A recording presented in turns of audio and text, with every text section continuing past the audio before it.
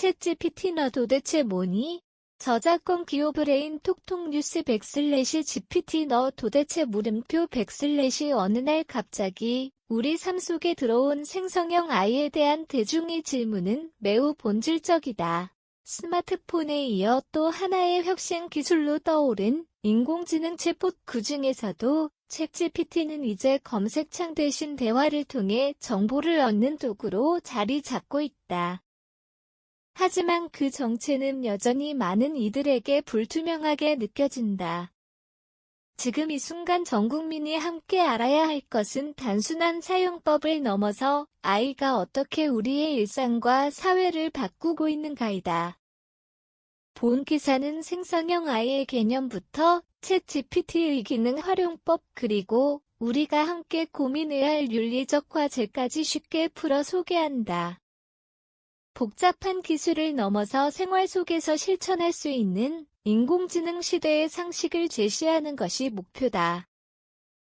생성형 아이란 인간의 언어를 이해하고 그에 맞는 텍스트나 이미지 코드 등을 새롭게 만들어내는 인공지능 기술을 말한다. 기존의 아이가 정해진 답변을 반복하거나 단순한 분류 작업을 했다면 생성형 아이는 마치 인간처럼 사고하고 표현하는 /AI /에 가까운 성격을 지닌다. 이러한 기술의 대표 주자가 바로 챗GPT이다. 챗GPT는 미국의 오펜AI가 개발한 초거대 언어 모델 GPT 시리즈 중 하나로 수백억 개의 문장과 정보를 학습해 사용자와 자연스럽게 대화할 수 있다. /AI /란 이러한 아이가 수십억 개 이상의 매개 변수, 파라미터를 기반으로 동작하며 엄청난 연산 능력과 맥락 이해력을 바탕으로 기존의 한계를 뛰어넘는 대규모 인공지능을 의미한다. 이 기술은 단순한 기계 학습을 넘어 인간과 비슷한 사고 흐름을 구현하는 데 초점을 맞추고 있다. 챗GPT는 2022년 11월 30일 오펜AI가 정식 출시한 이후 전 세계적으로 폭발적인 반응을 이끌며 생성형 AI 시대의 신호탄을 쏘아 올렸다. 출시 첫 2달 만에 1억 명이 넘는 사용자를 확보하며 역대 가장 빠르게 성장한 디지털 서비스로 기록됐고 한국에서도 이례적인 관심을 받으며 교육산업 공공부문에서 빠르게 도입되고 있다. 국내 주요 대학은 챗GPT를 활용한 수업과 과제 설계를 실험하고 있으며 대기업들은 고객 서비스 자동화나 마케팅에 이 기술을 접목하고 있다. 정부 차원에서도 인공지능 윤리 기준을 정비하고 아이 리터러시 확산을 위한 정책을 추진 중이다. 한편 국내 아이 연구기관들도 자체 생성형 아이 모델 개발의 속도를 높이고 있으며 한국어 특화 챗봇을 목표로 한 관련 연구 개발도 활발히 진행되고 있다. 이처럼 챗GPT의 도입은 단순한 기술 수용을 넘어 사회 전반의 변화를 이끌고 있다. 챗GPT의 가장 큰 장점은 /이다.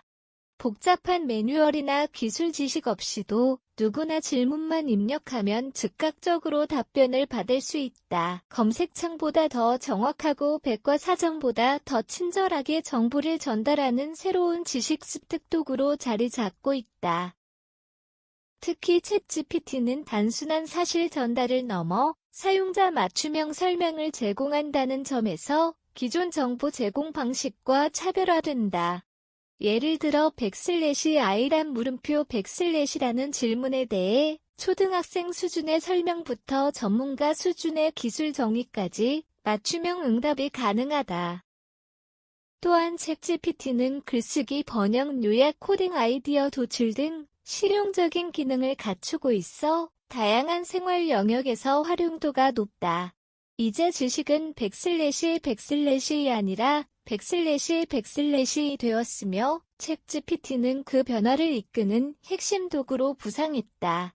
초거대 아이는 더 이상 단순한 보조 기술이 아니다. 오늘날의 생성형 아이는 창작, 분석, 문제 해결 등 인간의 고차원적 사고를 필요로 하는 분야에까지 깊숙이 관여하고 있다. 마케팅 부서는 광고 문구를 생성형 아이에 맡기고 개발자는 오류 코드를 챗 GPT에 묻고 해결책을 찾는다. 교사는 수업 자료 제작에 활용하고 학생은 레포트 초안을 아이로부터 받아본다. 이러한 활용 방식은 아이가 단순한 백슬래시라기보다 백슬래시로서 기능하고 있다는 현실을 보여준다. 특히 초거대 아이는 인간이 놓치는 부분을 감지하고 새로운 해석이나 제안을 내놓는 등 창의적 동반자로서의 가능성을 입증하고 있다. 하지만 아이가 인간의 역할을 완전히 대체할 수는 없다. 오히려 인간의 판단력과 창의력을 보완해주는 지능형 파트너로 기능할 때 초거대 아이는 그 진가를 발휘하게 된다.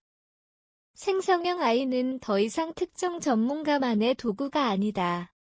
회의록 정리 문서 요약 이메일 작성 마케팅 문구 제안 고객 대응 스크립트 작성까지 챗GPT는 일터 곳곳에서 실질적인 도움이 되는 역할을 한다. 특히 업무 속도가 중요한 직장인들에게는 반복 작업을 줄이고 창의적 업무에 더 많은 시간을 투자할 수 있도록 돕는 절약 백슬래시로 기능한다. 자영업자들은 고객 응대 문구를 만들거나 블로그 글 작성에 아이를 활용하고 학생과 교사는 학습 자료 준비와 설명에 챗 GPT를 활용하고 있다. 전 국민이 활용 가능한 만큼 디지털 소외계층을 위한 접근성 개선과 교육 프로그램도 절실하다. 실제로 지자체와 공공기관은 노년층과 소상공인을 대상으로 하는 아이 활용 교육을 점차 확대하고 있으며 이는 전국민 아이 리터러시 향상이라는 사회적 과제와도 직결된다. 생성형 아이의 등장은 일상의 편의성과 업무 효율을 획기적으로 높이는 계기가 되었지만 동시에 새로운 사회적 책임을 요구하는 지점에 도달했다. 챗GPT가 생성하는 정보는 때로 오류를 포함하거나 편향된 시각을 반영할 수 있으며 무분별한 활용은 저작권 침해나 개인정보 노출 등의 문제로 이어질 수 있다. 이 때문에 인공지능을 어떻게 사용할 것인가에 대한 윤리적 기준과 사회적 합의가 무엇보다 중요해졌다. 전 국민이 아이를 일상에서 사용하는 지금 아이 리터러시 교육은 선택이 아닌 필수가 되었고 기술의 발전만큼 중요한 것이 바로 인간의 통제력과 책임감이다. 결국 생성형 아이의 미래는 인간이 그것을 어떻게 다루느냐에 달려있다. 기술과 함께 성장하는 사회 그 중심에는 언제나 사랑과 윤리가 있어야 한다.